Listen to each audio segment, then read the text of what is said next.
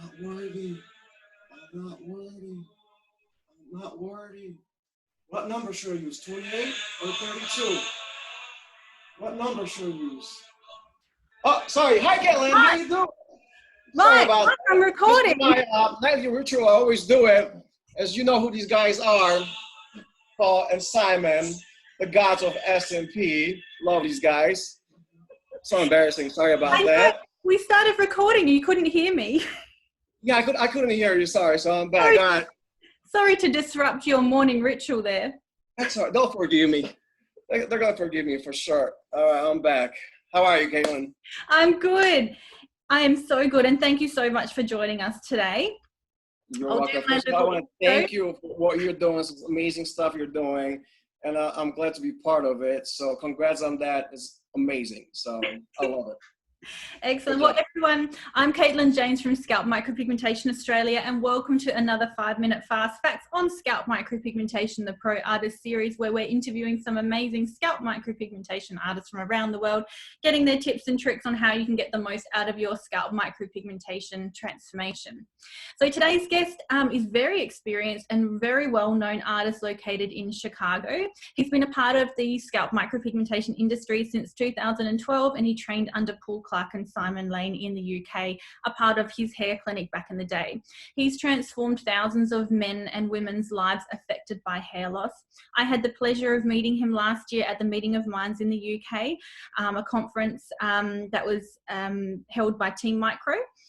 He is a very kind, passionate person with a keen eye for detail. He creates some of the most outstanding, consistent results coming out of the USA. He was voted top 4 scalp micropigmentation artist in the US at the Team Micro Awards in 2019. We welcome to our program today, after his morning ritual, to the SMP gods, Michael Muszynski. Welcome, Mike. Thank you, Caitlin. Amazing. Thank you for the kind words. I'm blushing. Thank you. I'm happy to be here. And then being part of this journey that you're doing is amazing. So yeah, brilliant. I'm so glad everyone's enjoying it so much.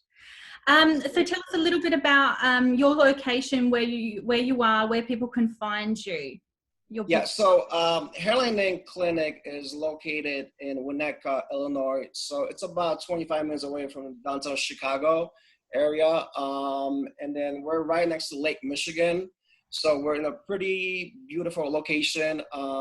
Whenever clients come in from different states, when they come in for consultation, I always brag about their Home Alone's house is over there, was recorded. So people get to see the original Home Alone's house right when they leave the treatment. So it's basically 5 minutes walk, and they're next to Home Alone's house in a beautiful Lake Michigan. So my son would love it. My son would love it. He loves home. Brilliant. So you're one of the first generation practitioners for SMP that started back in 2012. How did you come to first find out about the procedure and then decide to become a practitioner? So as probably most of male practitioners, we all were struggling with hair loss. I was struggling with hair loss in the early age, right after high school. And then I used to wear hair systems for about 7 years.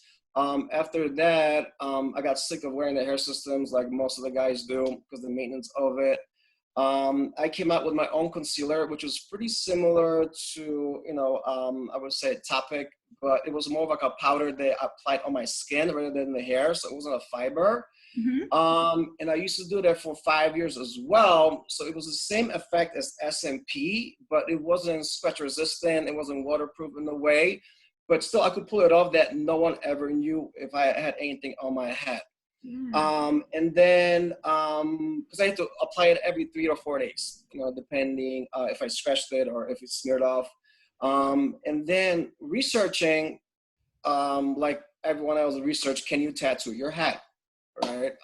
Thank God I found at that time his hair clinic was actually opening their location in Chicago in 2012. Once I saw it, I was like, this is perfect. This is me. So when I came into the clinic for the consultation, I met my other best friend, Matt Ayulo. which he is from Scalp Micro USA. Back then was his hair clinic as well.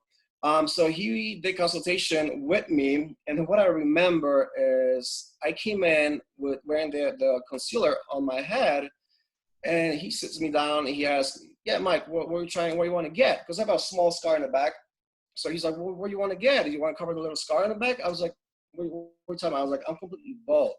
He's like, "No, you're not bald. We know what bald looks like." I was like, "No, Matt, really, I'm bald." You know what I mean? He's like, "You want to see?"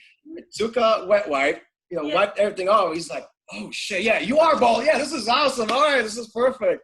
So from that point, we became good friends. I got my treatment done at a Chicago clinic in downtown.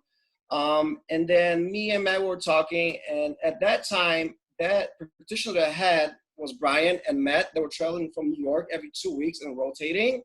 Mm-hmm. So they needed someone steady from Chicago to be running, the clinic and doing the treatments full time. So I was like, listen, this is perfect. My background as an artist, I've been an artist my entire life. And I love the idea of it and the process of it. So I was like, something different, something new. I want to try it. So he actually met. To this day, I always tell him, you got me into the door of SMP, because he pushed me with my resume to meet the owners of his hair clinic and the managers. And once I got the call saying, "Mike, you want to go to England for training for 2 months and then potentially maybe LA for additional 3 weeks?" I was like, "Yeah, let's do it." Brilliant. And then that's how it all started. So when I got to England, that's when I met, Paul Clark, and Simon Lane, and then other guys that we all know. Daz was over there. Zhang was over there as well. That's when I met Damon. You know what I mean? So, I'll consider myself as an OG in a way, but those are the real guys that actually, gave me the confidence and then the passion for SMP. Especially Paul Clark and Simon. These guys are just amazing. So I've been trained by Paul as well as with Simon, but most of the time it was me and Paul Clark. Yeah. So me and Paul Clark, even after training during the day, we used to hang out after work, and that's how we became good friends. So. Yes, I heard that you did used to spend a bit of time outside of the clinic getting up to no good. Me? No. See, it was amazing because I love Birmingham. I mean, Birmingham is totally different because it's a small town, and that's why I love. I'm not a person that likes to be in huge cities, crowded city. It was a perfect city, and I loved it. It was almost training and vacation at the same time, which was amazing. Yeah. I missed my wife for those 2 months, of course. I mean, so. Yeah. All right, well, you have so much knowledge and experience in scalp micropigmentation, so I thought it might be great to talk about sort of something that pops up in consultation a fair bit, which is the graying considerations. What happens when guys go grey or white? So if a guy comes through, say, mid-30s, and he's looking to have scalp micropigmentation, he's around sort of a NORD 5 to 6, what long-term maintenance does he need to consider if he's starting to go grey? That's a good question. That's actually one of the questions I always get asked at the consultation, which is a very important question as well. So what happens is if I get a guy, like you said, 30 years old, NORD 5 or 6, slowly going gray, at that time you gotta, let him know that it's time to trim the hair short. It's almost like if you were treating a guy with blonde hair, same thing. I mean, I'm not saying razor shave. You can use clippers, zero guard. That's the length I usually, work with. It's a zero guard. Because you still want to see little stubble, because remember, it's the hair that's changing the color, not the hair follicle. Because the hair follicle, on interesting, always has a little darkness to it. Okay, it's the hair that eventually changes the color later on. Yeah. So when you have someone that doesn't have a lot, hair on top left, and if it's 5 or 6, I usually tell them to trim it down or trim it down the sides much shorter, but have maybe a little length on top. And that the grayish hair gives you another layer of almost a 3-dimensional conclusion to it, because you have your own skin color, then you have your hair follicle, and then you have the SMP, right? And then you might have a little bit of gray, hair in between. So that gives you, like I said, another layer of different color that gives you the three-dimensional illusion to it. Yeah, brilliant. And if, say, if, he was fairly dark all through the sides and then that area started to go quite white, what would you recommend to that person long term? So long term, I would say you can add a more blending to it if it comes to it, and depending on what style they're gonna go for. What I am known for in my treatments, usually I recommend getting the faded look. It doesn't mean that when you get a fade, everything has to be lined up. You can get a natural fade as well, where you start a little darker on top and you gradually blend it towards the bottom. Okay, so it always works, like I said, with gray or light hair, or with scars. I've seen a lot of times when someone has multiple strip scars in the back. The best thing is basically to give additional camouflage to it, is going with the faded look, where it's a little darker on top, and you bring that darkness up to the top layer of the scar. Mm-hmm. And then from the bottom of the scar frame, you go much lighter and you blend it out. Nice. So I saw that, I've seen this many times, and it's very helpful for the clients and myself as well. Yeah, brilliant. What would you recommend to a guy who is already majority grey and white? How would your design or colour choice be different for that person? Gotcha. And we're talking about a little more density, right? Correct, with the hair? Yeah, I mean, it's similar to it. We can actually go even darker on it as well. Because what happens is, to me, it looks like the roots are growing out. You know what I mean? So the roots are darker and the hair is blonde or going gray. Yeah. I had multiple clients with that kind of hair loss or thinning hair, where it's, everything is gray, but the base is still a little dark. But when I added the SMP with a little darker pigment, not too dark, obviously, maybe 3 shades darker than his natural hair follicle, it gave the illusion of almost like his roots are dark, but his hair is turning gray.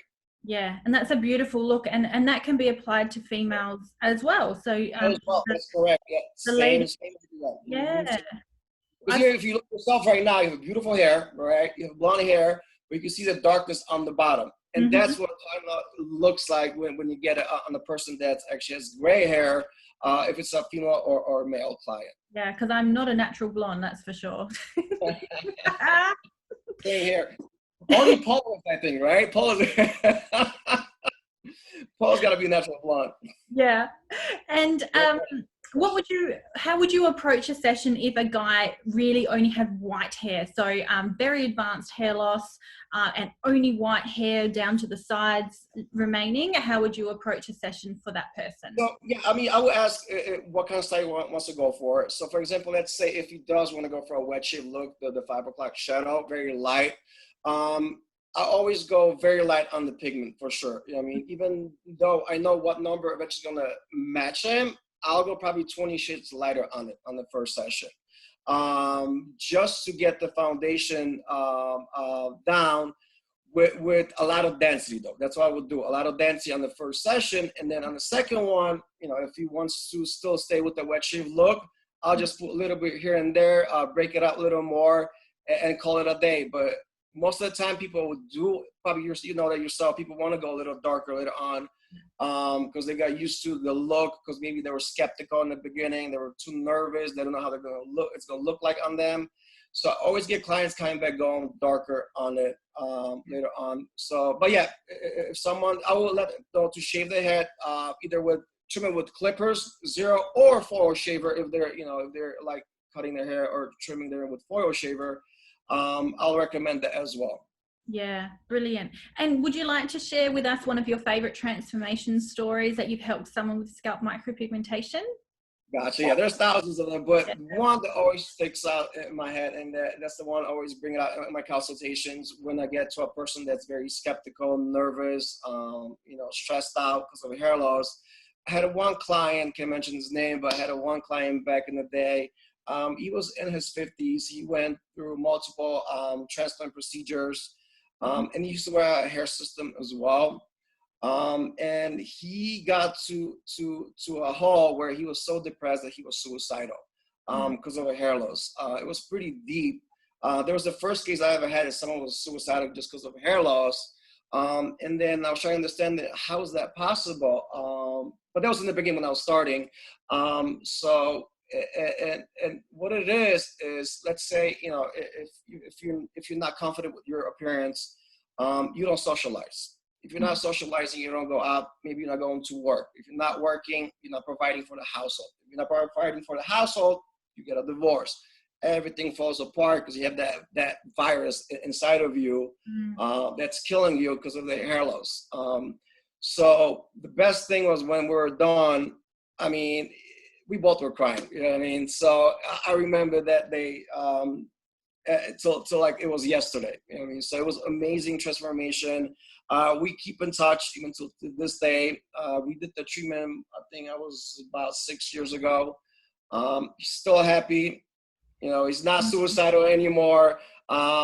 He's actually engaged. So, Awesome. so, you know, his life turned around, you know what I mean, which is amazing. And that's the thing that I love about SMP is that high that I get. It's the natural high that you see in clients where you change their life. So whenever they look in that mirror, once they're done, you see like a little kid at a candy store. You know, the smiles comes back. You know, I mean, the smile and then the energy and the confidence is right there, and you see that. You know, you see that energy, and that's the high I get. So if it's, you know, my first client, you know, was it 8 years ago, or a client that might be, you know, next week, I treat them the same way, the same excitement, and the same passion for that client.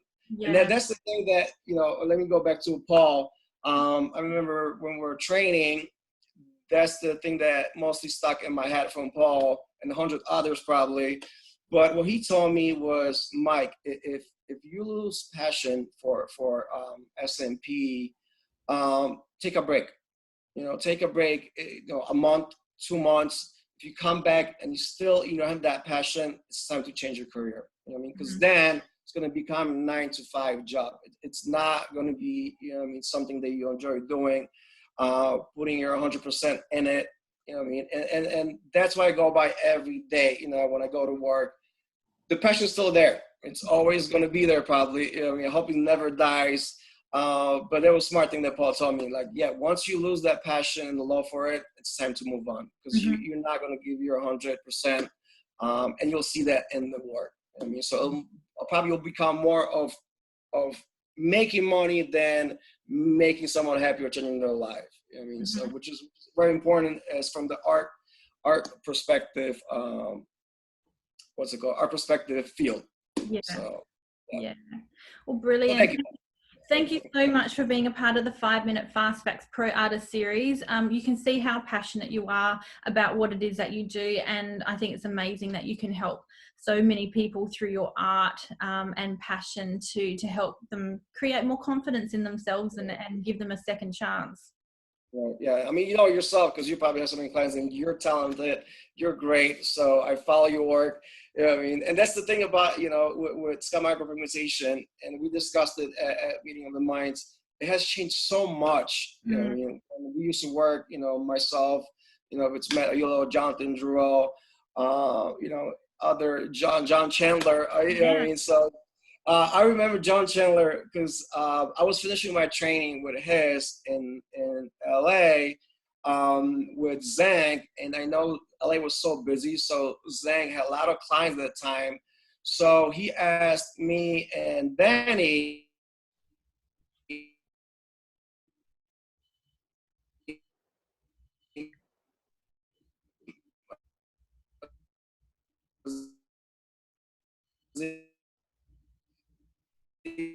as we became awesome friends, we used to hang, and I passed on the message that, you know, Paul did. So, and that's what it is. I mean, it's amazing when you can change someone's life for, you know, for better. So that's what it was. That's what I try and do, pass on the message that, you know, that Paul gave me, and then whatever I had from me to others. So yeah, that's brilliant. yeah. Congratulations. But thank you so much. Congratulations on such a huge you know, time spent in our industry and creating some of the most beautiful results. Well done, and we're so glad to have you as a part of the industry here and helping sort of younger artists like myself. I'm happy to be here, and hope we will see each other at Meeting of the Minds. Yes. In October, right? Is it October? So yeah, we'll discuss, we'll have fun, all of us. Can't wait. And that's all it's all about. You know, I mean, it's not about the awards. It's just hanging out with people. You know what I mean? People that are passionate about it, and then have fun with it. You know what I mean? So can't wait. Can't wait. Excellent. And then I can take a break from my kiddos. Yeah.